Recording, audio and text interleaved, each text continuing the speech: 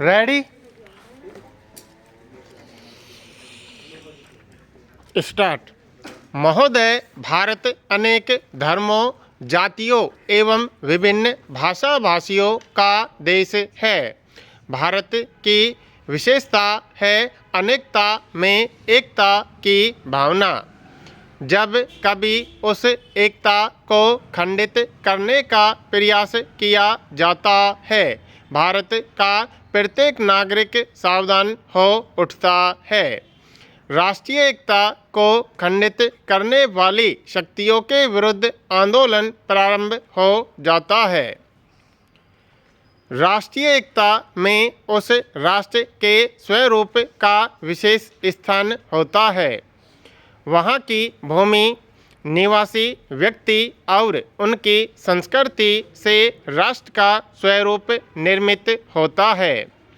राष्ट्रीयता की जड़ें राष्ट्र की भूमि में जितनी गहरी होंगी, राष्ट्रीय भावों का अंकुर उतना ही गहरा होगा।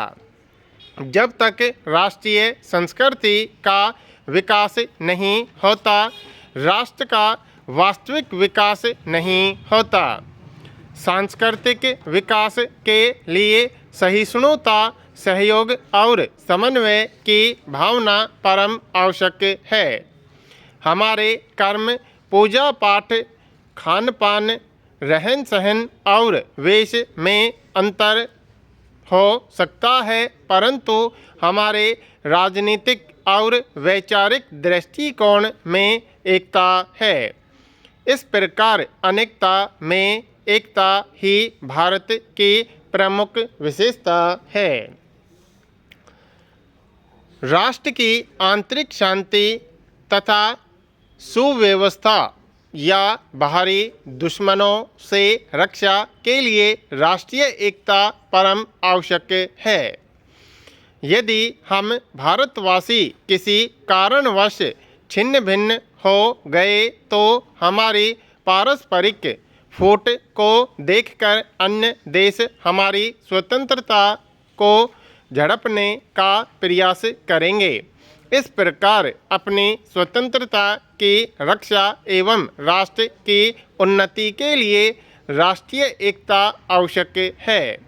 जब जब हम असंगठित हुए, हमें आर्थिक और राजनीतिक रूप में इसकी कीमत चुकानी पड़ी है, और जब कभी हमारे विचारों में संकीर्णता आई, आपस में झगड़े हुए तथा नए विचारों से मुख मोड़ा, हानि वही हुई और हम विदेशी सत्ता के अधीन हो गए।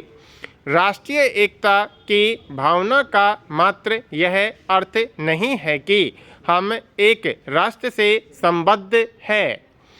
राष्ट्रीय एकता के लिए एक दूसरे के प्रति भाईचारे की भावना भी आवश्यक है।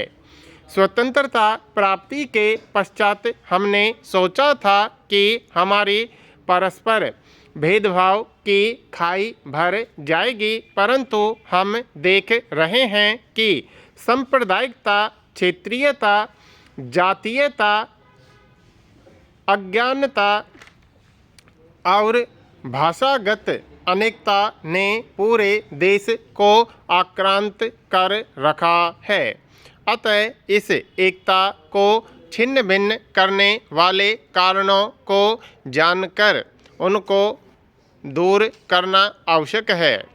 राष्ट्रीय एकता के मार्ग में सबसे बड़ी बाधा सांप्रदायिकता है। यह एक ऐसी बुराई है जो मानव मानव में दरार डालती है, भाई को भाई से अलग करती है, अंततः समाज के टुकड़े कर देती है। महोदय, दुर्भाग्य से इस रोग को समाप्त करने का जितना अधिक प्रयास किया गया, उतना अधिक बढ़ता गया है। स्वार्थी राजनीतिज्ञ संप्रदाय के नाम पर भोले भाले लोगों को लड़ाकर अपना स्वार्थ सिद्ध कर रहे हैं। परिणामतः देश का वातावरण विषाक्त हो रहा है। यदि राष्ट्र को एक सूत्र में बांधे रखना है तो राष्ट्र विरोधी भावों को अपने मन से दूर रखना होगा, सांप्रदायिक सद्भाव पैदा करना होगा। हिंदू, मुस्लिम, सिख, ईसाई, जैन, बौद्ध धर्म वाले सभी को भारत भूमि से स्नेह करना होगा, इसे अपनाना मानना होगा।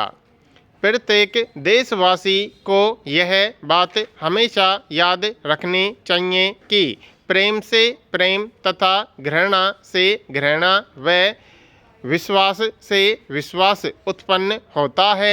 सभी धर्म आत्मा की शांति के लिए भिन्न भिन्न उपाय और साधन अपनाते हैं।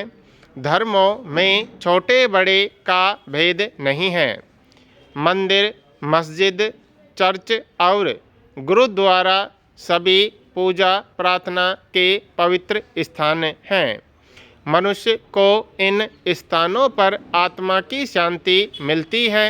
इन सभी स्थानों की पवित्रता एवं रक्षा की जिम्मेवारी हम सभी की है। कोई भी धर्म या मजहब नफरत और घृणा करने की शिक्षा नहीं देता।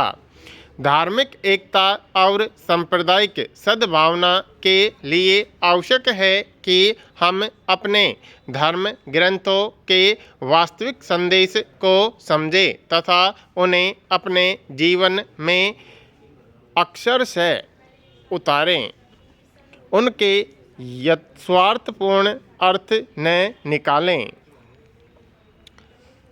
भारत बहुमुखी राष्ट्र है। विभिन्न राज्यों की अलग अलग भाषाएं एवं बोलियां हैं।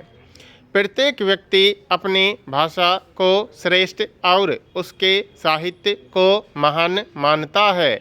इस आधार पर भाषागत विवाद खड़े हो जाते हैं तथा राष्ट्र की अखंडता भंग होने के खतरे बढ़ जाते हैं। हमारे संविधान में हिंदी को राष्ट्रभाषा का दर्जा दिया गया है, परंतु सभी प्रादेशिक भाषाओं के उत्थान एवं विकास के लिए भी पूरी व्यवस्था की गई है। यदि कोई व्यक्ति अपनी मातृभाषा के मोह के कारण दूसरी भाषा का अपमान करता है तो वह राष्ट्रीय एकता पर प्रहार करता है। होना तो यह चाहिए कि हम अपनी मातृभाषा को सीखने के बाद संविधान में स्वीकृत अन्य भाषाओं को भी सीखें तथा राष्ट्रीय एकता के निर्माण में सहयोग प्रदान करें।